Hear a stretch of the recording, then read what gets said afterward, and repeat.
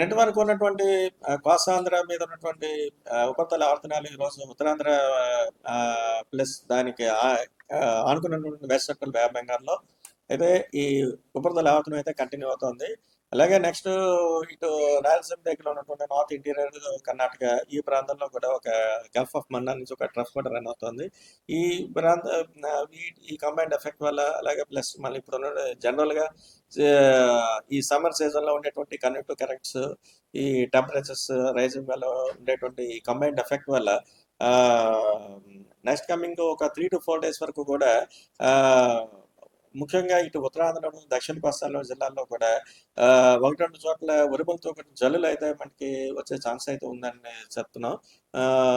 అలాగే ఈ thunder Storm activities కానీ అసోసియేటెడ్ లైట్నింగ్ స్ట్రైక్స్ కానీ థండర్ స్టార్మ్స్ కానీ అలాగే అసోసియేటెడ్ స్ట్రాంగ్ విండ్స్ కూడా వచ్చే ఛాన్స్ ఉంది. అవి గంటకి 40 నుంచి 50 కిలోమీటర్ల వరకు ఉత్తరాంధ్రలో వచ్చే ఛాన్స్ ఉంది. అలాగే దక్షిణ కోస్తా వరకు చూస్తే ఈ ఈ విండ్స్ ప్రభావం కొంచెం మాదిరికి తగ్గి ఒక 30 నుంచి 40 కిలోమీటర్స్ వరకు వెళ్ళే ఛాన్స్ అయితే ఉంది.